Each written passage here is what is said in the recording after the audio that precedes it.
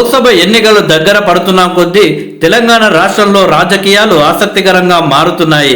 తాజాగా చేవెళ్లలోని కాంగ్రెస్ పార్టీ ఆధ్వర్యంలో భారీ బహిరంగ సభ నిర్వహించిన విషయం తెలిసిందే.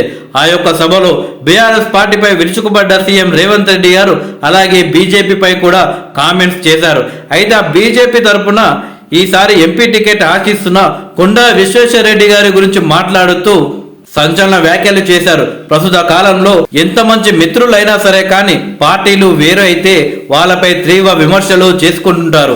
కానీ కొండా విశ్వేశ్వరరెడ్డి గారి విషయంలో మాత్రం రేవంత్ రెడ్డి గారు అలా మాట్లాడలేదు.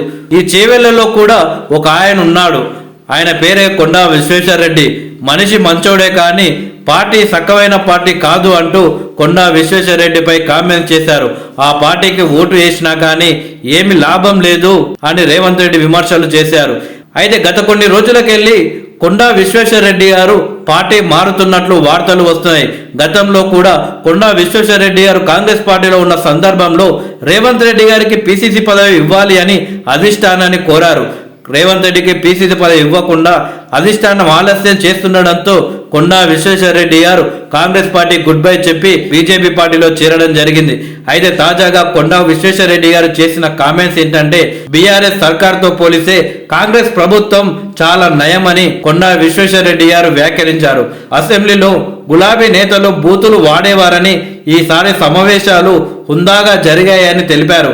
బీజేపీ రాష్ట్ర కార్యాలయంలో శుక్రవారం కొండా విశ్వేశ్వరరెడ్డి గారు మాట్లాడారు. కొత్త ప్రభుత్వం చేతిలో బీఆర్ఎస్ చిప్పపెట్టి పోయిందన్నారు. రాష్ట్రంలో రాజకీయాలు పక్కన పెట్టి అభివృద్ధికి నిధులను ప్రధాని నరేంద్ర మోడీ గారు కేటాయించారన్నారు. కేసీఆర్ 7 లక్షల కోట్లు అప్పు చేసి వెళ్తే ప్రజలు ఇబ్బందులు పడకూడదని కేంద్రం నిధులు ఇస్తుందన్నారు. తెలంగాణలో కూడా 14-15 ఎంపీ సీట్లు గెలిపిస్తే 25 లక్షల కోట్లు కూడా తీసుకొస్తామని విశ్వేశ్వరరెడ్డి హామీ ఇచ్చారు. చేవెళ్లలో టికెట్ ఇస్తే 2 లక్షల మెజారిటీతో బీజేపీని గెలిపిస్తానని ధీమా వ్యక్తం చేశారు.